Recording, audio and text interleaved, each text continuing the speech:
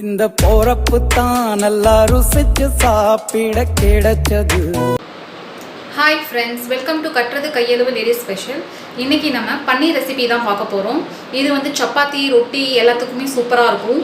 So வாங்க பன்னீர் புர்ஜி செய்ய என்னெல்லாம் வேணும் அப்படின்னு சொல்லிட்டு பார்க்கலாம். நான் ஒரு 200 கிராம் பன்னீரை வந்து இந்த மாதிரி வந்து நல்லா மசிச்சு வச்சுருக்கேன். ஒரு பெரிய வெங்காயம் சின்னதாக கட் பண்ணி வச்சுக்கோங்க.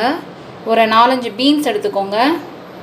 உங்களுக்கு வேணும்னா இன்னும் வெஜிடபிள்ஸ் ஆட் பண்ணிக்கோங்க. நான் பீன்ஸ் மட்டும் தான் ஆட் பண்ணுறேன். ஸோ ஒரு பெரிய தக்காளியை இந்த மாதிரி கட் பண்ணி வச்சுக்கோங்க. மல்லி இலையும் சின்ன சின்னதாக கட் பண்ணி வச்சுக்கோங்க. தேவையான அளவு உப்பு, தேவையான அளவு எண்ணெய். நான் வந்து இதில் ஒரு பீஸ் வந்து வெண்ணெய் யூஸ் பண்ணுறேன். ஸோ இஞ்சி பூண்டு பேஸ்ட் இவ்வளோதாங்க. வாங்க மசாலா ஐட்டம்ஸ் பார்க்கலாம். வாங்க தனி மிளகாய்த்தூள், மிளகு சீரகம் பொடி, மிளகாய்த்தூள், மஞ்சள் தூள், கரம் மசாலா இவ்வளோ தாங்க நான் வந்து மசாலாஸ் யூஸ் பண்ணுறேன். இது வந்து ரொம்ப சிம்பிளான டிஷ். வாங்க எப்படி செய்யலான்னு பார்க்கலாம். ஒரு கடாயை அடுப்பில் எடுத்து வச்சுட்டு நம்ம எடுத்து வச்சுருக்கிற ஒரு வெண்ணெய் பீஸை வந்து உள்ளே போட்டுடலாம். ஸோ வெண்ணெய் நல்லா உருகினோன்னு உங்களுக்கு தேவைப்பட்டால் கொஞ்சம் எண்ணெய் சேர்த்துக்கோங்க. நான் ஒரு 4 ஸ்பூன் எண்ணெய் சேர்த்துக்கிறேன். எண்ணெய் நல்லா சூடானதும் நம்ம எடுத்து வச்சுருக்கிற ஆனியனை நல்லா ஃப்ரை பண்ணிக்கலாம்.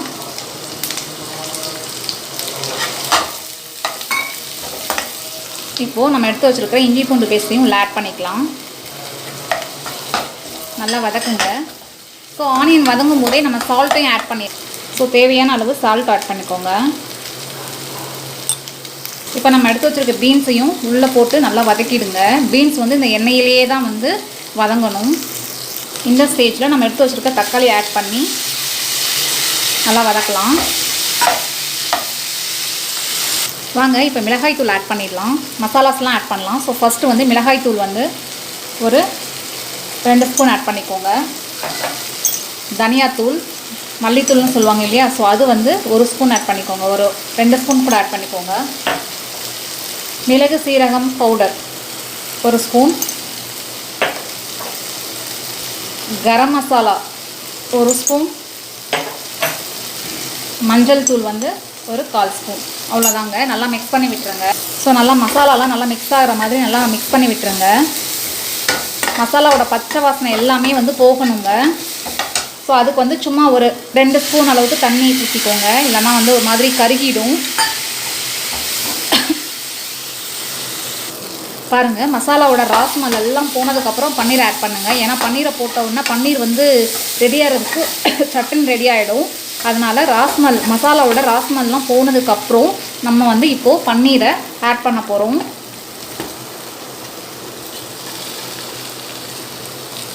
ஸோ பன்னீரை போட்டு நல்லா மிக்ஸ் பண்ணி விடுங்க. பாருங்கள், இந்த அளவுக்கு வந்து நல்லா மிக்ஸ் பண்ணி விட்டுருங்க. இது ரொம்ப நேரம் வந்து நீங்கள் ஸ்டவ்வில் வச்சுருக்கக்கூடாது. அப்புறம் வந்து ரொம்ப கிறிஸ்பி ஆகிடும். ஸோ நல்லா வந்து இந்த மாதிரி பெண்ட் பண்ணி விட்டுட்டு நம்ம எடுத்து வச்சுருக்கிற மல்லி இலையை மேலே இந்த மாதிரி தூவி விட்டுருங்க. நம்மளோட பன்னீர் புர்ஜி ரெடி ஆகிடுச்சுங்க. இது வந்து சப்பாத்தி, ரொட்டிக்கெலாம் ரொம்ப சூப்பராக இருக்குங்க காம்பினேஷன். வாங்க நம்ம இதை எடுத்து சர்வ் பண்ணலாம். அவ்வளோதாங்க. பன்னீர் போட்டுட்டு ஒரு 2 மினிட்ஸ் தாங்க ஒரு லோ ஃப்ளேமில் வச்சு நீங்கள் இந்த மாதிரி மிக்ஸ் பண்ணிக்கிட்டே இருந்தீங்கன்னா வந்து ரெடி ஆகிடும். வாங்க இதை நம்ம இப்போ சர்வ் பண்ணி பார்க்கலாம். பாருங்கள் ஃப்ரெண்ட்ஸ், எவ்வளோ சூப்பரான சுவையான டேஸ்டியான பன்னீர் புர்ஜி சட்டுன்னு ரெடி ஆகிடுச்சு. நீங்கள் இதை சப்பாத்தியோடு வச்சு சாப்பிட்டிங்கன்னா ரொம்ப டேஸ்டியாகவும் சூப்பராகவும் இருக்கும். நீங்களும் இதை உங்கள் வீட்டில் ட்ரை பண்ணிவிட்டு எப்படி இருந்துச்சுன்னு சொல்லிவிட்டு எனக்கு கமெண்ட் பாக்ஸில் கமெண்ட் பண்ணுங்கள் ஃப்ரெண்ட்ஸ். Thank you friends.